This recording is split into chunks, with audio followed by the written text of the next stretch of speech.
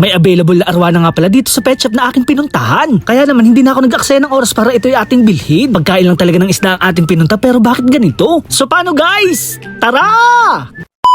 Bali guys, ngayong araw nga pala inaubusan tayo ng pagkain ng ating mga koi fish. Kaya naman lalabas tayo ng bahay para maganap ng kanilang makakain. May nakita nga rin ako sa kanto na nagtitinda ng mga isda dito sa aming lugar. Ang kaso nga lang nung sila ay ating binalikan, mukhang nakauwi na siguro sila. Sayang nga lang dahil nagtitinda rin sila ng iba't ibang klaseng uri ng isda. Kaya naman no choice na tayo at pupunta tayo sa pet shop. Ngayon na nga lang ulit ako makakapunta dito kay Tisoy Fish Farm. Tamang-tama naman dahil meron silang feeds para sa ating mga koi fish. Color enhancing nga pala itong kulay pula, habang growth enhancing naman itong kulay green. Ito nga pala ang kailangan natin dahil maliliit pa ang ating mga koi fish. Nagulat naman ako guys sa ating nakita. May mga Jubisay Silver Arowana kasi dito na bagong dating. Medyo sinuswerte ata ako dahil matagal ko na silang hinahantay. May kasama nga rin pala itong mga feeders na tinatawag na tiana. Mga local fish nga pala ito na tinatawag na dalag dito sa amin. Sa wakas nga ay matutupad na ang aking pinapangarap dahil bibili na tayo ng Silver Arowana. Hindi na nga rin pala ako gaano mamimili dahil magkakapatid naman sila. Sa mga naghahanap nga pala ng tiana, meron nga pala sila ditong available. Ito nga daw pala ay tinatawag na white spot tiana. Habang itong nasa pangalawang aquarium naman ang tinatawag na yellow spot na tiana. Murang-mura na nga daw pala ito guys at wala pa silang 500 pesos. Sa pagpili ko nga pala ng Silver Arowana ay namili na ako ng mas malaki. Sa pagkakatansya ko naman, ito nga pala ay nasa 6 to 7 inches na. Mukhang matcha-challenge na naman ata si Kuya Boy Macho Nurin dahil pag-aaralan ko din sila. Sinamahan ko na nga rin pala ito ng feeders para hindi siya magutom. Nag-iisip-isip na nga rin pala ako guys kung ano ipapangalan natin sa kanya. Makikilagay naman sa comment section kung anong pinakamagandang pangalan. May mga bagong harvest nga pala dito ng mga ordinaryong molly. Madali nga palang nauubos ang mga isda dito dahil madali silang nabibili. Marami nga din silang sinusuplayan at napakarami na rin nilang customer. Kaya naman hindi na tayo nagpatumpik-tumpik pa at uuwi na tayo ng bahay. Binabala ko nga pala na dito ilagay ang bago nating alaga. Ito kasing ating mga alagang koi fish na longpin ay tila ba malulungkot. Hiniwalay kasi natin sila sa kanilang mga kasamahan na mag-iisang buwan na rin. Kaya naman para maging masaya ulit sila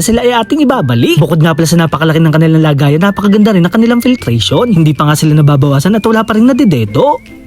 Char. Hindi ko na nga pala matandaan kung anong eksakto ng kanilang bilang. Pero guys, may mga times nga pala na parang nagkukulang na sila. Nawala kasi dito ang pinakamalaki at nakain daw nga pala yun ng pusa. Iwa-water change naman natin itong ating paglalagyan. 50% nga lang pala ang ating babawasin habang tinatanggal ang mga dumi. Medyo na-miss ko nga pala mag-voice over ng ganito kahaba. Nakakamiss nga rin at tinahanap-hanap ng ating katawan. Dahil may bago na nga pala tayong alaga, siguro araw-araw na rin tayo makakapag-upload. Sana nga mapalaki natin ang ating Silver Arowana para malipat natin siya sa mas malaking lalagyan. Binabala ko nga din kasi maglagay ng sun filter. Ang mga arowana kasi ay parang mga flower horn na ayaw ng mga samot-sari. Katulad nga ng mga bato at kung ano-ano pang klaseng mga nakalagay. Kaya naman this is the moment of truth. Huwag nga pala natin kakalimutan mag-acclimate para hindi sila ma-stress sa bagong tubig na kanilang paglalagyan. Medyo maninibago talaga itong ating bagong alaga. Bago kasi natin to kinuha ay napakarami niyang kasamahan. Yun nga pala ang kanyang mga kapatid na kanyang iniwan. Sinama ko na nga rin pala ang mga feeders dahil pag siya ay nagutom ay meron siyang makakain. Ang dati ko nga palang pangarap ay natupad na. So paano guys, hanggang dito na lang. Maraming salamat sa panunood. Paalam!